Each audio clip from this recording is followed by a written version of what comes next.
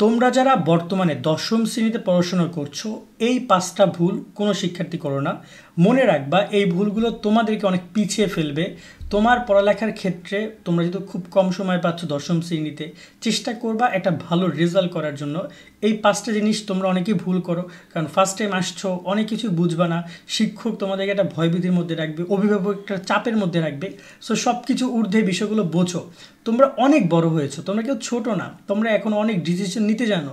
সেক্ষেত্রে এই জিনিসগুলো তোমার লাইফের এই গুরুত্বপূর্ণ সিদ্ধান্তগুলো তোমার নিতে হবে। মনে রাখবা লাইফের এই এসএসসি পার্ট আর এইচএসসি পার্ট যেটা সামনে আসছে আর এখন তোমরা যেটা পার করছো, এই দুইটার রেজাল্ট তোমার ভবিষ্যৎ ক্যারিয়ার নির্ভর করবে। সো ভালো একটা রেজাল্ট সবার কাছে প্রত্যাশা থাকবে। সো প্রথম যে কথাটা আলোচনা করব সেটা হচ্ছে 1 নম্বর, সেটা হচ্ছে অতিরিক্ত চাপ নেওয়া।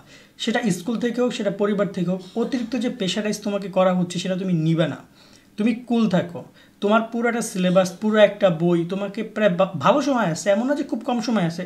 যেহেতু সিলেবাস শর্ট করে দিয়েছে সেক্ষেত্রে তোমরা অনেক সময় পাচ্ছ। সো এই সময়টাকে তুমি চেষ্টা করবা পার্ট বাই পার্ট বিভক্ত করার। পার্ট বাই পার্ট বিভক্ত করে তুমি চাপটাকে বিভিন্ন পার্টে করবা, বা বল যে বন্টন করে দিবা, ঠিক আছে, ডিস্ট্রিবিউট করবা। কিন্তু তুমি একবারে প্রচুর চাপ নিবে না। এবং তোমার টিচার, স্কুল, শিক্ষক, প্রাইভেট টিচার, পরিবার, আত্মীয় স্বজন অনেক অনেক প্রেশারাইজ করবে। বাট তুমি যদি এটা পরিকল্পনা করে আগাও তাহলে এগুলো কোনো কিছুই না। তুমি তাদেরকে রেজাল্ট দেখাবা, তুমি বলবা আমার রেজাল্ট দেখো। তোমরা অতিরিক্ত প্রেশারাইজ হওয়ার মতো কোনো কিছু নাই। যদি বেশি প্রেশার নেও তখন দেখবা যে তুমি মানে উল্টা হয়ে যাচ্ছে। সেই জিনিসটা করা যাবে না। এইটা ক্লাস 10-এর শিক্ষার্থীদের জন্য একটা বিশেষ পরামর্শ। 2 নম্বর যেটা পরামর্শ সেটা হচ্ছে অতিরিক্ত প্রাইভেট পড়া। অতিরিক্ত প্রাইভেট পড়ার ব্যাপারটা অনেকে বলতেছে এটা আবার কি। হ্যাঁ, একজন টিচারের কাছে একটা সাবজেক্ট 2জন টিচারের কাছে, একটা সাবজেক্ট 3জন টিচারের কাছে, এমন ঘটনা আমি দেখতে পাচ্ছি। এত প্রেশার নেওয়ার কী আছে, এত অতিরিক্ত প্রাইভেট পড়ার কী আছে? সিম্পল ব্যাপার, তুমি জাস্ট একজন টিচার অনুসরণ করবা অথবা 2জন। একজন টিচার তোমার স্কুলের টিচার হইতে পারে, আর 2য় নম্বর তোমার প্রাইভেট টিচার হইতে পারে, 3 নম্বর টিচারও হইতে পারে, সে তোমার একজন অনলাইন টিচার হইতে পারে। অনলাইনে ইউটিউবে তোমরা প্রত্যেকটা সাবজেক্টের প্রত্যেকটা অধ্যায় নিয়ে ভিডিও পাবা। তুমি সায়েন্সের স্টুডেন্ট হও, ফিজিক্স, কেমিস্ট্রি, বায়োলজি, হায়ার ম্যাথের video available, ICT video available, ইংরেজি ভিডিও অ্যাভেলেবেল, তোমার অ্যাকাউন্টিং বা যে কোনো সাবজেক্টের ভিডিও অ্যাভেলেবেল, প্রত্যেকটা সাবজেক্টে প্রত্যেকটা অধ্যায়ের। সো তুমি অনলাইন থেকে পড়ো। সো এইভাবে প্ল্যানিংটা তোমরা করতে পারো প্রাইভেট টিচারের। যে স্কুল থেকে যেটা পড়াচ্ছে সেটা তুমি তোমার প্রাইভেটও তুমি পড়ছো, কোচিংও পড়তেছো, আবার ওইটা তুমি অনলাইনে ওই অধ্যায়টা দেখে যাচ্ছ। সো একটা অধ্যায় 3 জায়গা থেকে যদি তুমি প্রিপারেশন নাও তোমার ভালো হতে পারে। অনেকে আবার এলোমেলো হয়ে যায়, অনেকে আবার নিতে পারে না। সেক্ষেত্রে তুমি লাগলে একটা স্কিপ করো যেটা নিতে পারতেছো না। বাট অতিরিক্ত প্রাইভেটের প্যারাটা কেউ খায়ও না, এটা আমি তোমাদেরকে বলছি। এটা অনেক সময় হজবহল করে ফেলে। আমি দেখেছি রসায়নের 3টে সাবজেক্ট প্রাইভেট পড়তে একটা মেয়েকে, ও পরীক্ষার সময় কোন ফর্মুলা অ্যান্সার করবে 3জন স্যার 3টাভাবে বুঝাইছে, ওর মাথা গেছে এলোমেলো হয়ে। ও তো বুঝছে না অভিভাবকের প্রেশার, 3 জায়গায় পড়ালে মনে হয় মেয়ে গোল্ডেন এ প্লাসের থেকেও বেশি পাবে, বাট আলটিমেটলি রেজাল্ট গোলান্ডা। 3 নম্বর যে পয়েন্টটা সেটা হচ্ছে সঠিক গাইডলাইন অনুযায়ী পড়াশোনা করা।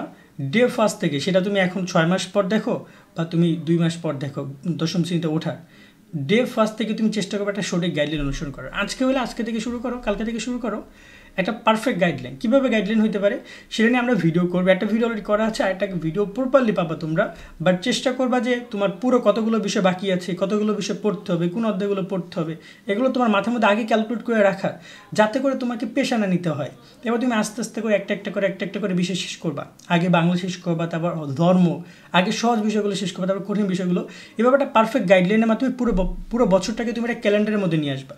যেমন ধরো যে আমরা যদি ক্রিকেট খেলা দেখি, ক্রিকেট খেলা কিন্তু সারা বছরের শুরুতেই বলে দেয় সারা বছর কোথায় কোন দেশে কয়টা খেলা আছে, কয়টা টেস্ট, কয়টা ওডিআই, কয়টা টি20। সো তোমার ক্ষেত্রে ওরকম একটা পুরো প্ল্যানিং থাকবে যে আমি কখন কী পড়বো, এটা যেন আমি আগে থেকেই জানি, যাকে আমার প্রিপারেশন নিতে ইজি হবে। 4 নম্বর যে পয়েন্টটা নিয়ে কথা বলবো সেটা হচ্ছে সিলেবাস কেন্দ্রিক পড়াশোনা করা। সিলেবাস তোমাদের শর্ট সিলেবাস নিয়ে কথা বলছি। শর্ট সিলেবাস কেন্দ্রিক পড়াশোনা করতে হবে, সিলেবাসের বাইরে থেকে কোনো কিছু আসবে না। সো তোমাদের যদি কেউ বলেও যে সিলেবাসের বাইরে থেকে পড়ো, কোনো দরকার নাই। সিলেবাস কেন্দ্রিক পড়াশোনা করো, প্রত্যেকটা অধ্যায় সিলেবাস কেন্দ্রিক পড়ো, এবং চেষ্টা করবা পরীক্ষার আগে আমরা কিন্তু সাজেশন ভিডিওগুলো দিব। এজন্য বলছিলাম আমাদের সাথে সাবস্ক্রাইব করে লাইক দিয়ে যুক্ত থাকো। প্রত্যেকটা সাবজেক্টের সাজেশন ভিডিও পাবা পরীক্ষার আগ মুহূর্তে, এবং তোমাদের প্রি টেস্টের পর থেকে আমরা চেষ্টা করবো অর্ধবার্ষিক গেলে আমরা সাথে সাথে তোমাদের সাজেশন ভিডিওগুলো দেওয়ার। বা তোমরা যদি বলো এখন আমরা দিয়ে দেবো কমেন্ট করে, তোমার যদি কারো লাগে। সাজেশন ভিডিওগুলো অনুসরণ করো। সাজেশনগুলো তোমাদের জন্য অনেক অনেক ইম্পর্টেন্ট বলে আমি মনে করি। আর 5 নম্বর যে পয়েন্ট সেটা হচ্ছে খুবই গুরুত্বপূর্ণ, স্কুলের পরীক্ষাকে বেশি গুরুত্ব না দেওয়া। বেশি গুরুত্ব দেওয়ার কিছু না, স্কুলের পরীক্ষা মনে রাখবা, তোমার স্কুলের পরীক্ষায় টপ করে ক্লাসের ফার্স্ট বয় হয়ে আর লাভ নাই, ইটস জিরো। তোমাকে যা করার বোর্ড পরীক্ষা করতে হবে, বোর্ড পরীক্ষা তুমি টপ করো, বোর্ড পরীক্ষা তুমি এ প্লাস পাও। তুমি স্কুলের পরীক্ষা এ প্লাস, বোর্ড পরীক্ষা ফেল, বোর্ড পরীক্ষা এ মাইনাস, এটার মানে কি? তোমার এই বোর্ড পরীক্ষার রেজাল্টই তোমার সামনের জীবনে সার্টিফিকেটে শো করবে, বিশ্ববিদ্যালয় ভর্তি, কলেজ ভর্তি, এভরি বলা যায় যে জায়গা তোমার এই জিনিসটা কাজে লাগবে। সো তোমার এক্ষেত্রে স্কুল পরীক্ষাকে গুরুত্ব না দিয়ে তুমি বোর্ড পরীক্ষায় গুরুত্ব দাও। বোর্ড পরীক্ষায় গুরুত্ব দিলে সেক্ষেত্রে স্কুল পরীক্ষা যদি 2 জায়গায় ফেল করা লাগে করো, বা স্কুল পরীক্ষার যে প্রিপারেশন আসবে, বাট মূল ফোকাস থাকবে আমার 2026-এ এসএসসি পরীক্ষা হবে ফেব্রুয়ারি মাসের দিকে, রমজানের আগে বা হতে পারে রমজানের পরে। আমি এভাবে প্রিপারেশন নিব, আমার মূল টার্গেট আমার ফাইনাল এক্সাম। কোনোভাবেই তোমার মূল টার্গেট স্কুলের পরীক্ষা হইতে পারে না। হ্যাঁ, টিচাররা কনভিন্স করবে যে পড়ো পড়ো, স্কুলের পরীক্ষার জন্য পড়ো, কিন্তু বাস্তবতা কি? স্কুলের পরীক্ষার জন্য পড়ো, টিচাররা চাইবে স্কুলের রেজাল্টের জন্য ভালো হয়। টিচারদের ফর্মুলা আলাদা, বাট তোমার মূল ফোকাসটা রাখতে হবে বোর্ড পরীক্ষার জন্য।